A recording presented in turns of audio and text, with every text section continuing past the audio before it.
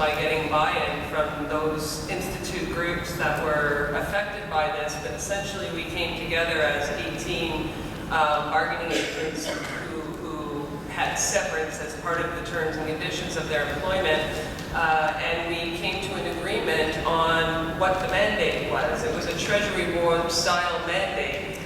When the Treasury Board comes, they approach us collectively. We decided we ought to face them collectively, and although on our first attempt we could only go so far with that collective approach, we'll be looking to take an even stronger collective approach in the coming round with issues like sick leave on the table. So I would say that we had limited success. We did manage to get some exchange for the value of severance pay, which was our big issue last round, but that success only came by working together, and our level of success was indicative of our level of achievement at working together, in my view.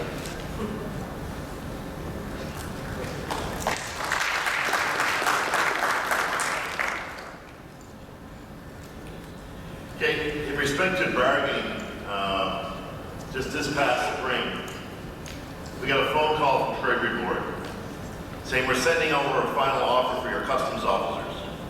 That's our FP group, they're called Frontier Border, or customs officers. They said we expect you to sign it and send it back to us. And they'd sent it over. We actually got the final offer, sent to Robin's office, the President's office, saying this is your final offer, sign it and send it back. So we said, no, we're not doing this. We don't do 11-floor deals or backroom deals. We have a bargaining team. You call your bargaining team to Ottawa, we'll call our bargaining team in, and they'll sit down and they'll discuss this so-called final offer. And somebody at the NJC actually said to Robin, our national president, but that's not how it works. You're expected to sign that. Treasury Board, they're saying this is the final offer. We said, we're not doing it. We challenged Tony Clement through Robin's Twitter account, and we challenged him to say, we're not doing this. Mr. Clement, why don't you call me tomorrow? Robin didn't know that. The next morning, Tony Clement called Robin and said, you want to discuss this? And we said, yes, we do. Robin said, we're not signing this final offer. And he said, well, you're going to be sorry if you don't. And he said, give me a couple of days to think about it and I will let you know. I met with Alexander Boris, who is the critic for Treasury Board for the NDP, and we discussed it. He called me back a couple of days later after I met with him. He said, Chris, I talked to Mr. Clement. He didn't bang his fist on the table, but he told me that they're going to put your final offer out to a vote to your membership. That went in legislation, the Public Service Labor Relations Act of 2005. They've never ever used the final offer vote. So we said, are they serious? Or, is this something already just threatening us with this? So we sent a letter immediately to Minister Moore, James Moore, who was the Minister for Heritage, who was responsible for the Public Service Labor Relations Board at the time, and said, Minister Moore, we are hearing rumors that Tony Clement is going to ask you to order a vote of our customs officers, and we're asking you not to do that, and we're asking you that if you do, that you must follow the process. That was the smartest thing probably the PSAC has ever done. Because in fact, several weeks later, Treasury Board did put it out to a final offer vote, and we started mobilizing our membership. We placated every single week to the membership, because if this in fact was going to go through, we needed a no vote. Because if the vote was going to happen, then, and if the members had to vote yes on that final offer, collective bargaining in the federal public sector was finished, and we knew that. It wasn't just the FB group, it wasn't just our customs officers, it wasn't just PSAC, it was bargaining in the federal public sector. That's the way it would have been forever. So we knew we had to get a no vote from the members, and we started mobilizing, and we started at the same time arguing that this vote was illegal and they couldn't do it because they didn't follow the process. The end of June, we went to court. The end of July, sorry, we went to court, the federal court. We argued it. We continue to mobilize the members. Every single week we were out there talking to our customs officers. You cannot accept this offer. This offer simply isn't good enough. We can do better. You deserve better. And I will tell you right now, when we started that campaign, that mobilizing, our customs officers were ready to vote yes on that final offer. But we continued to mobilize and mobilize. they said, do you have a date set for the vote? Treasury Board said yes. He said, what's the final date? What's the final date of the vote? He said September the 6th. He said, you'll have a decision from the court by then, by September the 6th. On September the 5th, we got the decision. The court said to the government, this vote is illegal and you have to quash it right now.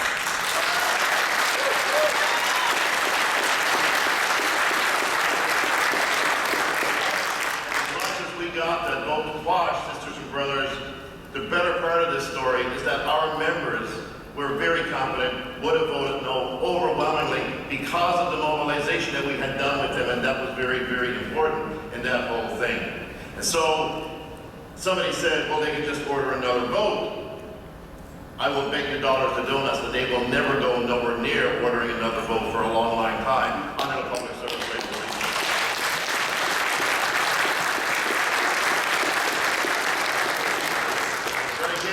Brothers, the important point here is the mobilization of that particular group and getting out and talking to them and explaining to them that this is just not about you. This is just not about your coworker. This is about collective bargaining in the federal public sector, and our members then started to understand that. He said, you might think that this is good enough now. You wait for 2 or 3 years to come. Then your next round of bargaining, they get away with this now, they're going to offer you less and less and less because they know we can just put it up to the membership and they're going to vote yes continuously. So I guess that's the whole thing around this is the mobilization is very, very important.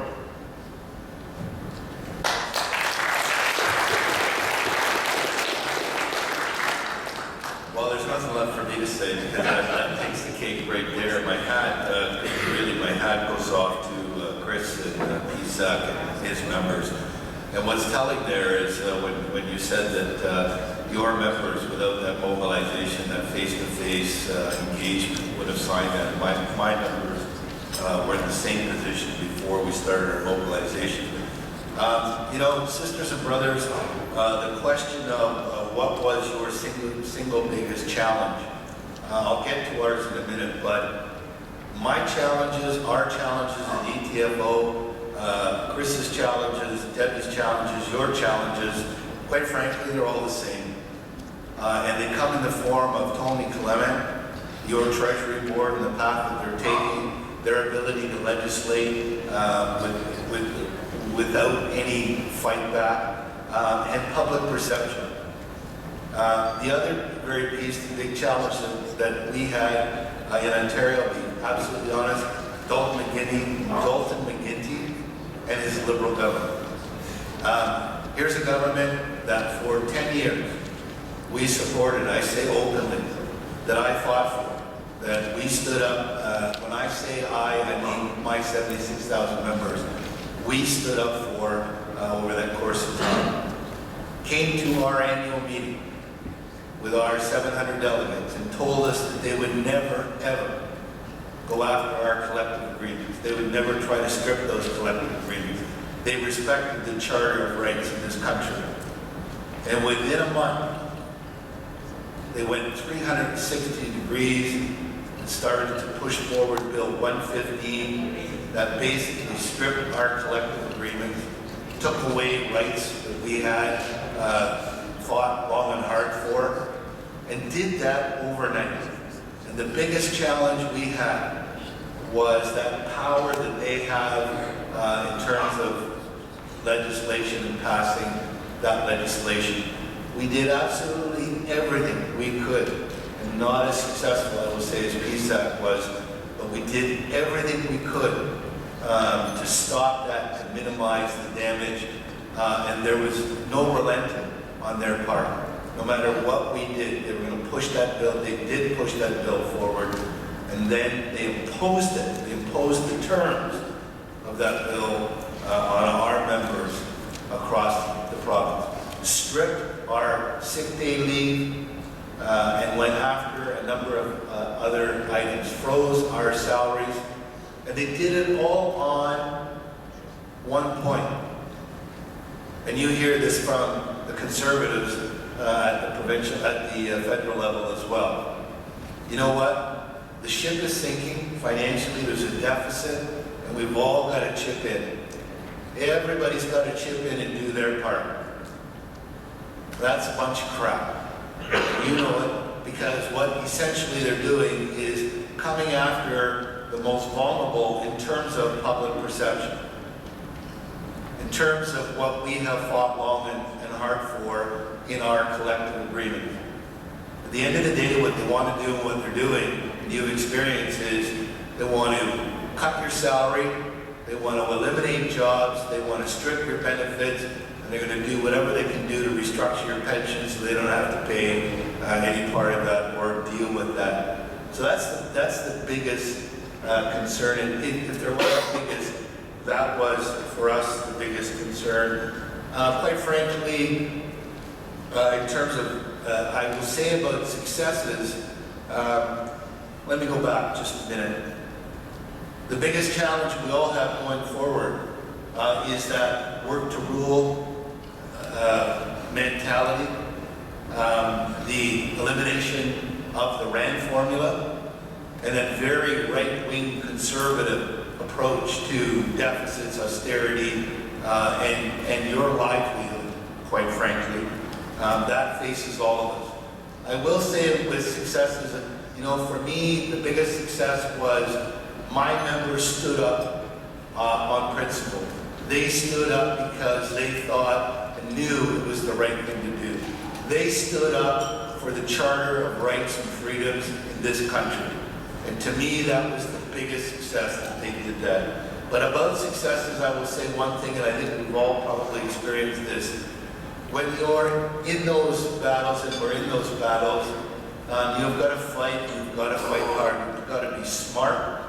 And one thing I've learned is don't set the bar too high in terms of expectations. One of the problems we had was from a provincial level, we set the expectations of our membership just a bit too high in terms of taking on that battle. We mobilized them, we inspired them, we did that with great success. And if there was a couple of pieces I could do again, I would try to be a bit more realistic in going through that and fighting those big challenges.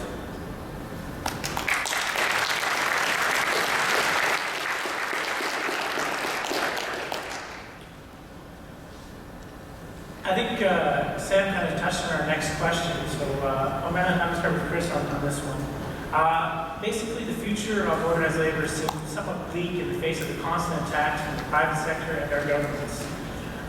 What do you perceive to be the next big threat, and how are you developing a strategy to face it? Hey, John. First of all, I'm going to answer two ways. Our biggest threat is another majority government in 2015 of the Conservatives. That's the biggest threat that we can face right now.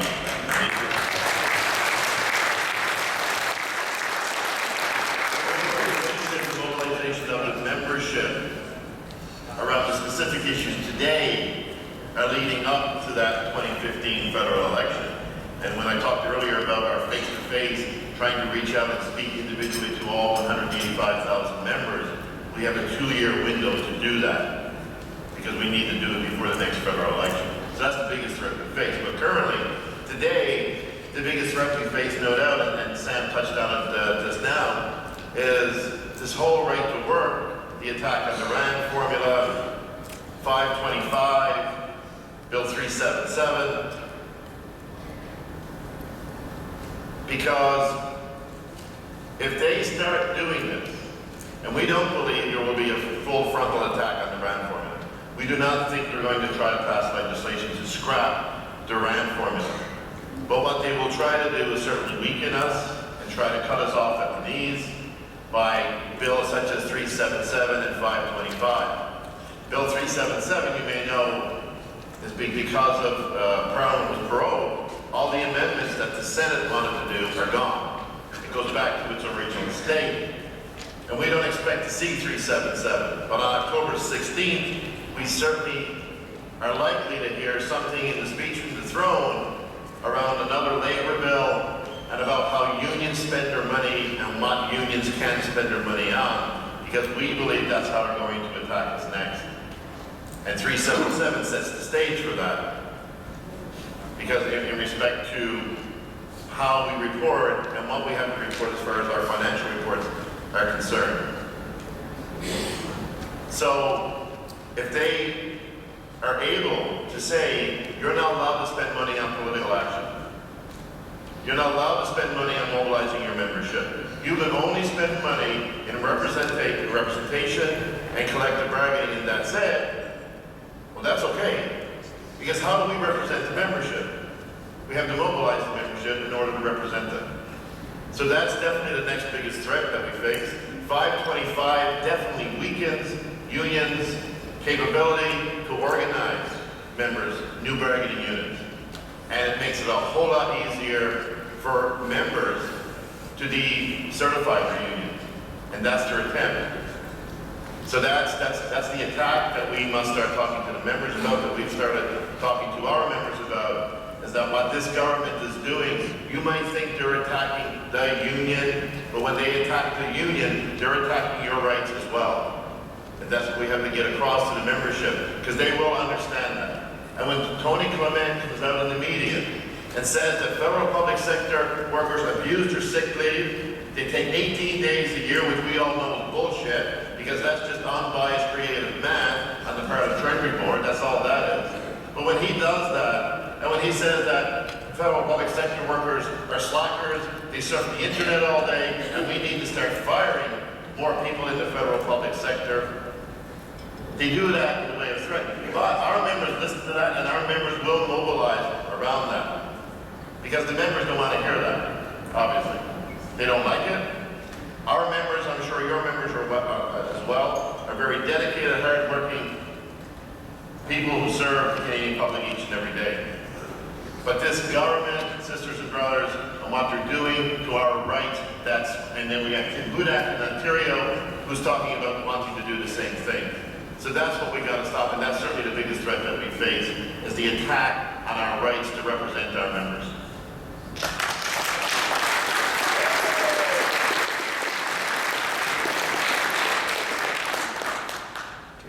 Once again, I don't have much to add. Chris covered pretty much all of it. Absolutely agree with what Chris has said in terms of stopping for us in Ontario and youth and all of us federally, majority governments is a huge task ahead of us. You know, just to add to from a different perspective what Chris has talked about, the biggest threat that, you know, as a part of that and how they're going to approach it is we are the problem. You are the problem. You make too much money. Your benefits are outrageous.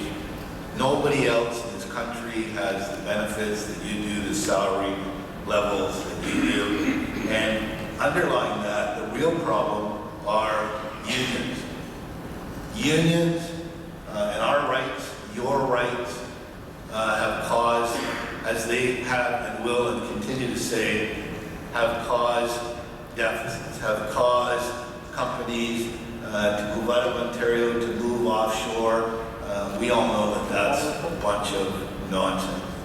The biggest threat, I think, in addition to what Chris has said, that we have is our public image, our relevancy as unions, as well as a part of that whole attack. One of the things that we are happy to be doing with the Canadian Labour Congress and the OFL, with our friends at NUPSHI and some others, but taking on and being a part of those campaigns, current campaigns, Together Fairness Works, for example, that hopefully will take us in a direction and increase our public image, and through all of our efforts, our relevancy to all of our members across the country. One of the things that we're doing at ETFO, and we realized was very important last year in taking on these threats, is our getting out in whatever way we can through the media and other sources, the value, the core value of the work that we do as teachers, vocational teachers, and that, in your case, the core work and the value of your work to society, and and to our government. I heard one of your sisters say earlier that you are, and your members, and the Alliance, members of the Alliance, are the government. And keep this country running. And that's one of the messages I think that is very important in terms of countering all of the stuff that Chris has talked about. And we have to, my friends, regardless of what union we are in, whatever acronym we have attached to that union, we need to at some point realize that here in Ontario and across this country, regardless of what we do and what union we're in, we need to have each other's backs. And we need to take on these threats, whatever those threats are. We need to do it together.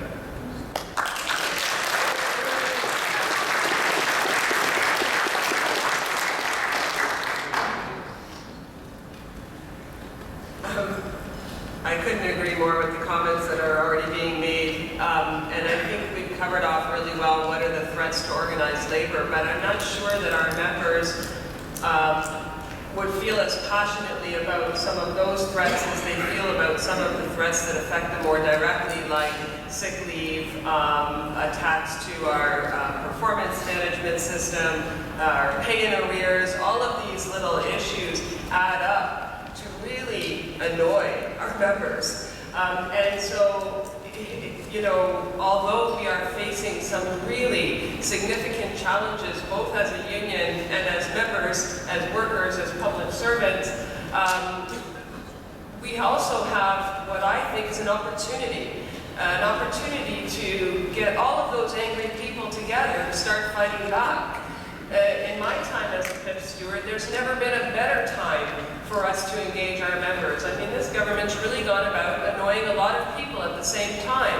The wisdom or the logic behind attacking public sector unions while at the same time as cutting public sector jobs, you know, they've done half the job for us. We just need to capitalize on it. We just need to bind together in solidarity and stand together, stand up for fairness together. And I don't think we're going to have a big argument to make to our members. Our members are pretty beaten up now. They feel pretty attacked, but never mind just our members, all workers, anybody on employment insurance, all of our war veterans, our pensioners.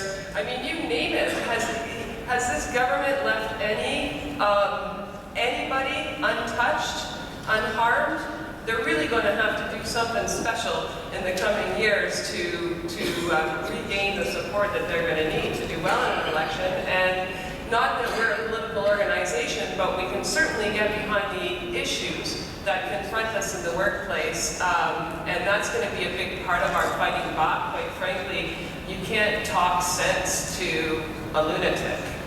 And is that my outside voice? But really, that's wasting your breath. And we've tried, right? We've tried and tried and tried. We've tried with every single president of the Treasury Board.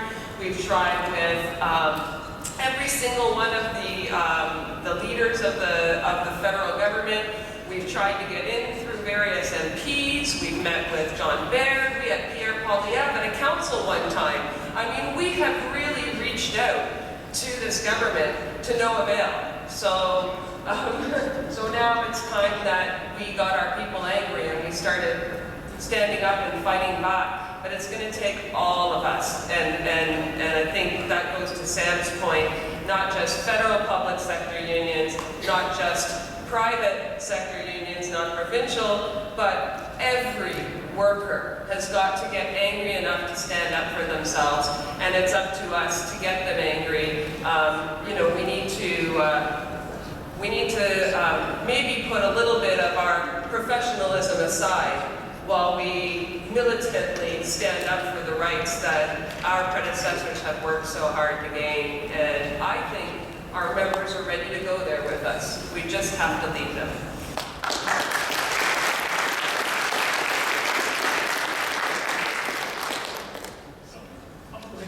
Sorry, I just want to add one thing that Sam touched on with the mainstream media, because we're under attack there as well. When you get people like Kevin O'Leary every single night on TV saying that government workers are making too much money, their pensions are too rich, we can't sustain that, and we have to get rid of these government unions. We need to get rid of the Kevin O'Learys in this country. Kevin O'Leary and the large corporations. That's who's driving this government. That's who Stephen Harper listens to. Catherine Swift, Dan Kelly, from the Canadian Federation of Independent Business. We're under attack, sisters and brothers, from everywhere. And then, like I said, the Kevin O'Learys of this world, who self-admittedly says the only thing he's concerned about is putting more money in his pocket.